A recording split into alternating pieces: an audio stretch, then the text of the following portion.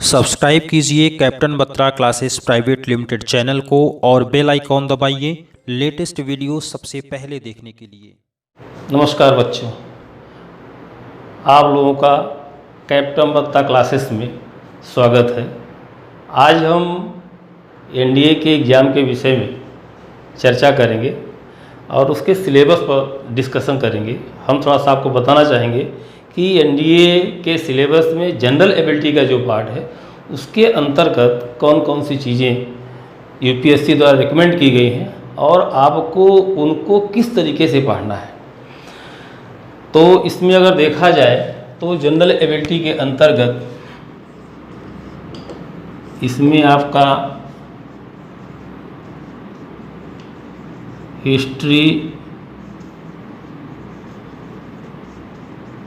Geography, polity,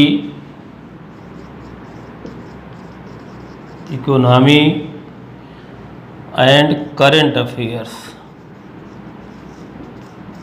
से related questions आते हैं। इसका जो सेगमेंट है वो टोटल 50 क्वेश्चंस होते हैं और इसमें आपको सिस्टमेटिक तरीके से अलग अलग इसको आपको पढ़ना पड़ेगा, क्योंकि सिलेबस बहुत बड़ा है, बहुत लंबी है। इसको कम समय में समराइज करके आप लोगों तक पहुंचाना यह एक टिपिकल जॉब है। अध्ययन की सुविधा को ध्यान में रखते हुए हम लोगों ने इस चीज़ को काफ़ी समराइज करके और कॉन्सेप्ट की क्लियरिटी को देते हुए आप लोगों तक पहुंचाने का प्रयास किया है। इसमें अगर देखा जाए तो हिस्ट्री का जो सेगमेंट है इसमें आपको 3 पार्ट हो जाएंगे, एंशिएंट, मिडीवल और मॉडर्न। इस तरीके से अगर आप ज्योग्राफी में जाएंगे तो इसके आपके बेसिकली 2 पार्ट होंगे, वर्ल्ड ज्योग्राफी और इंडियन ज्योग्राफी।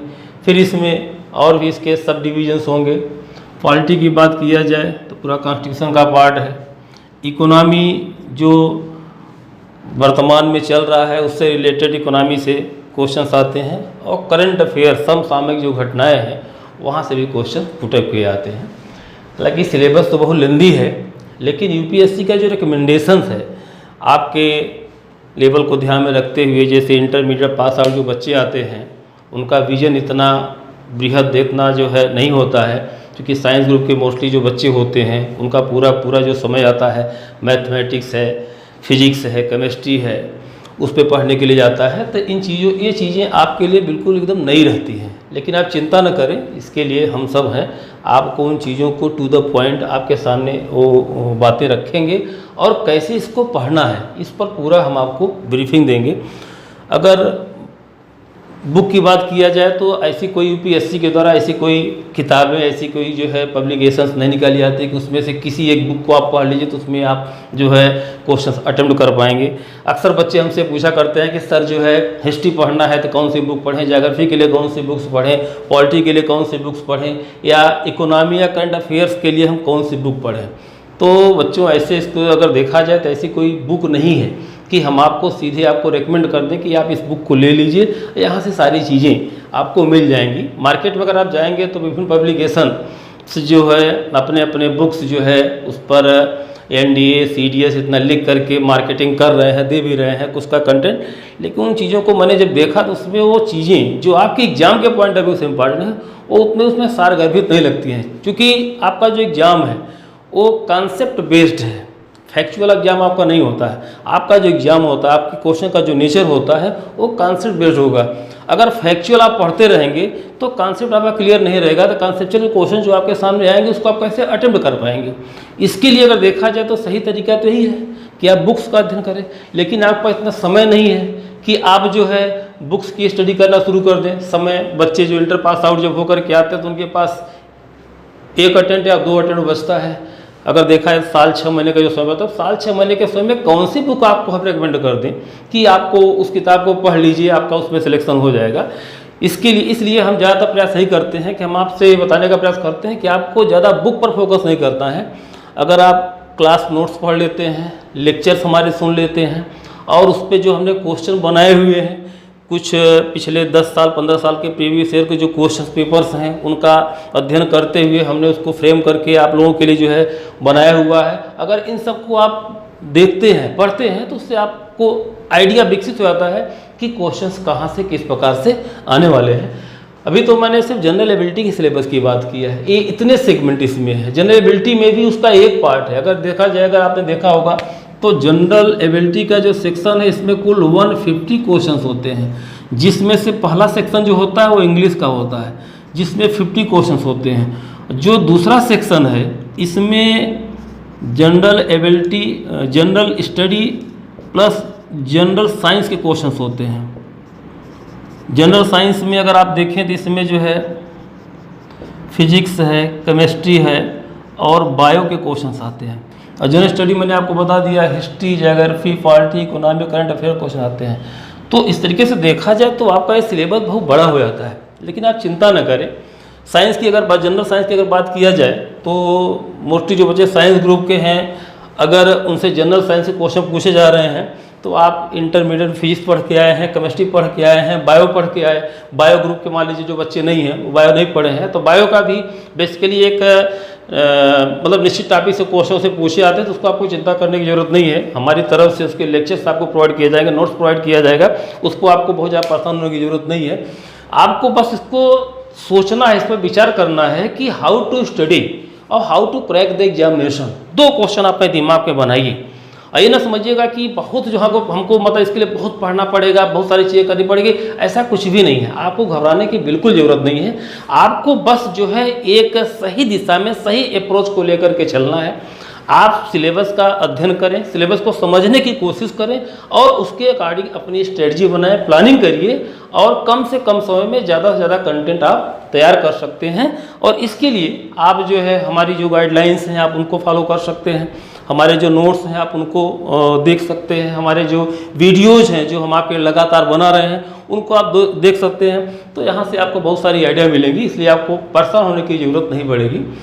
और देखिए एनडीए का जो एग्ज़ाम है, नेशनल डिफेंस एकेडमी जिसे आप कहते हैं, अगर आप उसमें जाएंगे तो यूपीएससी इसका एग्ज़ाम, रिटन एग्ज़ाम आपका यूपीएससी कंडक्ट कराता है। तो यूपीएससी का अपना एक स्टेटस है, उसकी एक क्रेडिबिलिटी है, आज से नहीं लंबे समय से यूपीएससी जिस भी एग्ज़ाम को कंडक्ट कराती है उसका अपना एक जो है दायरा होता है। तो आप उसके नेचर को समझने की कोशिश करिएगा। यूपीएससी आप मतलब ऐसे कैंडिडेट को नहीं लेना चाहती जो रटने में विश्वास करता हो, नहीं, आपकी अंडरस्टैंडिंग होनी चाहिए। आप चीज़ों को समझने की कोशिश करिए, चाहे जो भी विषय हो।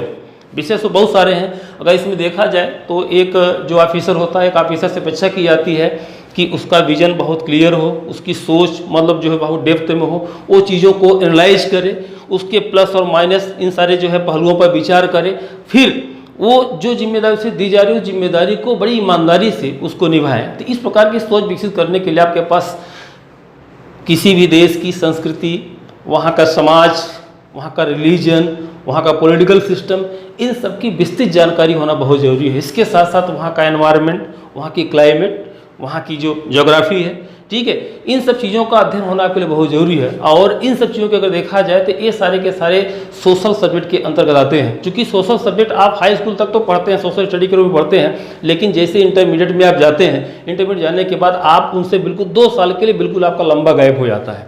ऐसी स्थिति में अचानक जब इंटर पास करने के बाद आप आते हैं और उसके बाद सीधे आपके सामने एक सब्जेक्ट आता है कि जनरल स्टडी, तो आपको लगता है कि बहुत बड़ा विषय है। ऐसा कुछ भी नहीं है, आपको इससे घबराने की जरूरत नहीं है।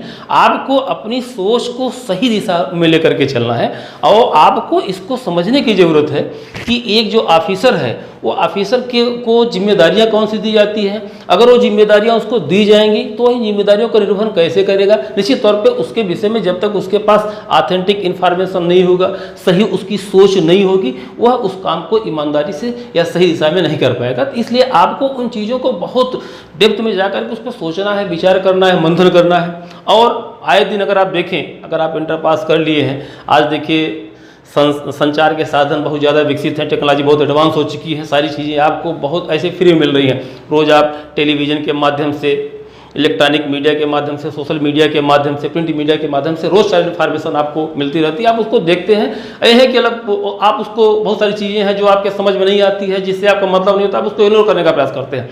लेकिन एक एस्पिरेंट के रूप में अगर आप देखेंगे तो आपको लगेगा कि नहीं, हर इवेंट्स, हर घटना, चाहे वो नेशनल हो चाहे इंटरनेशनल हो, आपके लिए बहुत इंपॉर्टेंट है। ऐसी स्थिति में आप उन सब चीज़ों पर विशेष फोकस करिए, उसका एनालिसिस करिए और जो भी चीज़ें आ रही हैं उन पर विचार, अपना आपका विचार क्या हो सकता है। बहुत सारे बर्निंग इश्यूज होते हैं समाज में चल रहे हैं, उन सब पर भी आपको विचार करना पड़ेगा। ऐसा नहीं है कि आप साइंस ग्रुप के स्टूडेंट हैं तो आपको जो है समाज की जो समस्याएं उनसे कुछ लेना देना नहीं है, आपको लेना देना है, क्योंकि आप देश के एक नागरिक हैं। एक देश के नागरिक होने के नाते आपकी एक बहुत बड़ी जिम्मेदारी बढ़ जाती है। ऐसी स्थिति में हम आपसे अपेक्षा करेंगे कि आप इन विषयों को लेकर के चलें और उसको समझने का प्रयास करें। और ऐसी स्थिति में यदि आपके सामने कोई विषय, नया विषय आता है तो उस विषय पर विचार करें। आप देखिए तमाम जो है नेशनल इंटरनेशनल तमाम प्रकार की समस्याएं हैं, जैसे टेररिज्म, आतंकवाद एक वैश्विक समस्या है, समझ रहे हैं, इन्वायरमेंटल प्रॉब्लम एक वैश्विक समस्या है, वो मतलब जो है एटॉमिक मतलब जो है वीपन्स ये वैश्विक समस्या है। तो तमाम ऐसे जो मुद्दे हैं जो वैश्विक लेवल पर बहुत मतलब आगे बढ़ चुके हैं, ऐसी स्थिति में आपको इसमें क्या करना है, आपकी भूमिका क्या हो सकती है, मतलब एज ए नागरिक, एज ए मतलब ह्यूमन बींग्स अगर आप सोचें तो आपकी बहुत जिम्मेदारी। आप नहीं कहते कि नहीं सर मैं इसमें क्या कर सकता हूँ, हमारा तो इससे लेना देना ही नहीं, ये बात बिल्कुल गलत है। आपका, हमारा, सबका हर घटना से बहुत कुछ लेना देना, बस सोचने की बात होती है कि आपके सोचने का नजरिया क्या, हमारा सोचने का नजरिया क्या है। इस तरीके से मैं आपसे कहना चाहूँगा कि जनरल स्टडी का जो पार्ट है, जनरेबिलिटी का जो पार्ट है बहुत बृहद है, बहुत बृहद है, बहुत वास्ट है और उसको उसी तरीके से समझने और पढ़ने की ज़रूरत है। यदि आप अपने विजन को बड़ा करेंगे, बड़े विजन को बड़ा करके आगे बढ़ने का प्रयास करेंगे तो निश्चित तौर पे जनरल स्टडी का जो सेक्शन है बहुत कम समय में आप अच्छे तरीके से तैयार कर सकते हैं और इस तरफ से आपको किसी प्रकार से घबराने की कोई ज़रूरत नहीं है। हाँ, कुछ चीज़ें हैं जिन पर आपको ध्यान देना पड़ेगा, क्योंकि सुबह से लेकर शाम तक की जो घटनाक्रम होते हैं उन पर आप सदैव अपनी पैनी नज़र रखें और आप उसको देखें कि इससे इसका इम्पैक्ट जो हो रहा है, इसका पॉजिटिव इम्पैक्ट क्या है, इसका नेगेटिव इम्पैक्ट क्या है, उससे आप किस तरीके से प्रभावित होते हैं। निश्चित तौर पे अगर आप समाज की किसी घटना से अगर आप प्रभावित होते हैं तो निश्चित तौर पे दूसरा, तीसरा, चौथा भी प्रभावित होता होगा।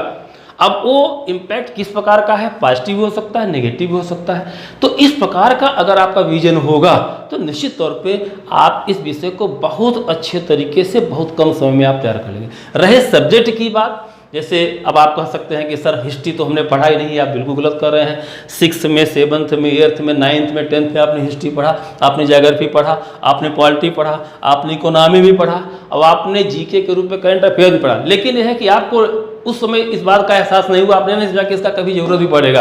बहुत सारे बच्चे हमको मिलते कहते हैं सर ये तो हमको बोझ लगता है। अगर ये सोच अगर आपकी रहेगी तो जनरल स्टडी आपको बिल्कुल नहीं समझ में आएगा। बस मैं आपसे कहना चाहता हूँ कि आप विषय के प्रति इंटरेस्ट अपना डेवलप करिए। यदि आपका विषय के प्रति रुझान होगा, रुचि होगी, उस विषय पर कुछ जानने समझने की इच्छा शक्ति आपके भीतर होगी तो वह विषय आपके लिए बहुत इंटरेस्टेड हो जाएगा और जहाँ से इंटरेस्ट विकसित हुआ, डेवलप हुआ, वहीं से वह विषय ऑटोमेटिक आपको समझना आ जाएगा।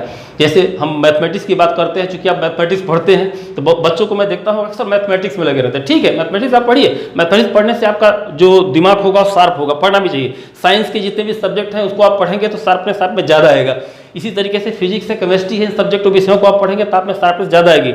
तो चूंकि उन विषयों को आप इसलिए पढ़ते हैं क्योंकि आपने उसको बहुत विस्तृत रूप में पढ़ा, उसमें आपके भीतर रुचि डेवलप हो गई और उसमें आपको अच्छा लगता है। चूंकि इस विषय से अभी आपका दूर दूर तक कोई समझ लेना देना नहीं रहा, अगर आपने कभी पढ़ा तो इसको आपने एग्जाम ओरिएंटेड और मार्क ओरिएंटेड पढ़ा हुआ है कि ये क्वेश्चन, इस क्वेश्चन का जो नाम क्वेश्चन आपको दिया गया, लिखाया गया या जो टिक कराया गया उसको हमने एज इट इज लिख दिया, हमको मार्क्स मिल गए तो आप उसमें मतलब जो है हुआ कि बस मेरा तो काम हो गया कि इसको पढ़ा। लेकिन हम आपको बताना चाहेंगे कि जो भी आपके विषय है, चाहे मैथमेटिक्स है, चाहे साइंस है, चाहे जो इंग्लिश है, जो भी सब्जेक्ट, उससे कम history, geography, polity, economy, current affairs का इंपॉर्टेंस कम नहीं है। मैं आपसे बताना चाहूँगा कि सबका बराबर इंपॉर्टेंस है, हर सब्जेक्ट का रोल अपना है।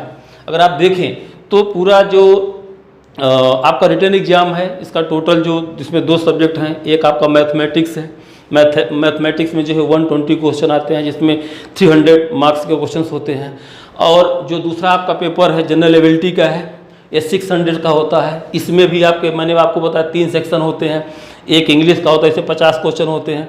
दूसरा जो है सेक्शन होता है, उसमें जनरल स्टडी जनरल साइंस होते हैं, जिसमें जो है 100 क्वेश्चन होते हैं। एक क्वेश्चन इसमें जो है 4 मार्क्स का होता है। मैथमेटिक्स एक क्वेश्चन लगभग 2.5 मार्क का होता है। इस तरीके से देखा जाए तो 150 मतलब 600 का, तो एक क्वेश्चन 4 नंबर का बहुत इंपॉर्टेंट है। और ये 4 नंबर मतलब 4 नंबर को आप बहुत इजीली प्राप्त कर सकते हैं कुछ चीज़ों को ध्यान देकर के। इंग्लिश आपका सब्जेक्ट रहा, इंग्लिश में तो कोई दिक्कत ही नहीं है, वो भी बिल्कुल ग्रामर का पोर्शन है। ग्रामर में चीज़ों को आपको समझना पड़ेगा। अगर आप उन चीज़ों को समझ लिए तो उससे रिलेटेड जो क्वेश्चन है उसको आप बहुत इजीली कर ले जाएंगे। तो इस प्रकार से मैं कह सकता हूँ कि अगर पूरी तरह से इसका एनालिसिस करके विस्तृत स्वरूप को समझ करके अगर आगे बढ़ने का प्रयास किया जाए तो एनडीए का एग्जाम, रिटन एग्जाम क्रैक करना बहुत आसान हो जाएगा। ये मुश्किल काम नहीं होगा। लेकिन यह है कि हाँ, आपको अपनी सोच को पॉजिटिव बना करके उस दिशा में आगे बढ़ करके प्रयास करने की जरूरत है। आपको घबराना नहीं है कि इतना बड़ा, ऐसे जनरली अगर देखा जाए इसमें लोग कहते हैं इसमें कितने सेगमेंट आते हैं, हिस्ट्री पढ़ना है, ज्योग्राफी पढ़ना है, पॉलिटी पढ़ना है, इकोनॉमी पढ़ना है, करंट अफेयर पढ़ना है, इसमें जो है जनरल फिजिक्स पढ़ना है, जनरल केमिस्ट्री पढ़ना है, जनरल बायो पढ़ना है, फिर इंग्लिश पढ़ना, गिनाने के लिए इसमें बहुत सारा हो गया। तो इससे आप घबराइए नहीं, आप उसको समझिए कि इसमें बहुत सारी चीज़ें ऐसी हैं जो आप पिछले 12 साल से पढ़ रहे हैं। अगर आप देखें तो आपका एकेडमिक करियर 12 साल का होगा। इन 12 सालों में क्या आपने कुछ नहीं पढ़ा है? बहुत कुछ आप पढ़ा है, उसको रिकैप करने की जरूरत है। तो आपको यहाँ पर हम वही चीज़ें जो आपका पिछले 12 साल का एकेडमिक करियर रहा, उन सारी चीज़ों को रिकैप आप स्वयं रिकैप करें। हम आपको रिमाइंड कराएंगे कि आप उनको कैसे रीथिंक करके उसको जो है एक सिस्टम में लाने का प्रयास करेंगे। अब इसके लिए हमारा जो है ये वीडियोज हैं, जो लेक्चर्स हैं, आप इनको देखेंगे, समझेंगे तो ऑटोमेटिक आपके भीतर वो चीज़ें जो है विकसित होना शुरू हो जाएंगी। और जैसे ही चीज़ें आपके समझ में आनी शुरू होंगी, आपका काम आसान होना शुरू हो जाएगा। फिर आपके अंदर उसके प्रति एक मतलब जो है पॉजिटिव सकारात्मक सोच विकसित होगी। फिर आपका इंटरेस्ट डेवलप होगा। जैसे आपका इंटरेस्ट डेवलप होगा, आपको ये चीज़ें बहुत आसानी से समझ में आनी शुरू हो जाएंगी। तो आज मेरा एक छोटा सा एक जो है ब्रीफिंग था, मतलब जो है एनडीए एग्जाम के पॉइंट ऑफ व्यू से जनरल एबिलिटी के पार्ट को ध्यान, चूँकि बेसिकली मेरा जो फोकस रहा जनरल एबिलिटी पे ही रहा, मैंने थोड़ा सा ब्रीफ किया मैथमेटिक्स और जो है इंग्लिश के संदर्भ में। चूँकि हमारा मेन जो फोकस है आज का, जो हमारा लेक्चर का जो फोकस रहा है, ये बताने जनरल एबिलिटी के विषय में बताने का था, history, geography, polity, economy, current affair. तो इससे आपको घबराने की ज़रूरत नहीं है। बस आप अपने ऊपर विश्वास करें, क्योंकि आपका सेल्फ कॉन्फिडेंस बहुत मजबूत होना चाहिए। जब आपके भीतर आत्मविश्वास मजबूत हो जाएगा तो कोई भी काम आपके लिए बहुत आसान हो जाएगा। इसके लिए आपको परेशान होने की ज़रूरत नहीं है। बस भरोसा रखिए, हम आपके साथ हैं। आप हमारे ऊपर भरोसा रखिए, भरोसा रख सकते हैं। और इसके पहले अगर आप हमें जानते होंगे, हम तो पिछले 18 साल से इस क्षेत्र में टीचिंग कर रहे हैं। अगर आप नहीं जानते होंगे तो अपने मित्रों से पूछिएगा कैप्टन बत्ता क्लासेस के बारे में, या कैप्टन बत्ता के सर लोगों की जो टीम है लंबे समय से पढ़ा रहे हैं। तो उन सब पर मतलब ऐसा नहीं है कि आज हमने, अब चूंकि समय का परिवर्तन है, समय का दौर है, आज हमको जो है वीडियो चैनल के माध्यम से आपको सामने आना पड़ रहा है, तो आपको समझने की जरूरत है। और आपको घबराने की जरूरत नहीं है। हम आपके साथ हैं, आप हमारे साथ हैं। आपकी हर समस्या का समाधान हमारे लिए बहुत जरूरी है, और आपकी हर समस्या का समाधान हम करेंगे। आपको चिंता करने की जरूरत नहीं है। आज आप इसी में, फिर अगले लेक्चर में हम आपको जो है अब जनरल स्टडी का जो पार्ट है topic wise ancient medieval modern का, उस पर हम अगला वीडियो लेकर के आपके सामने आएंगे। Thank you.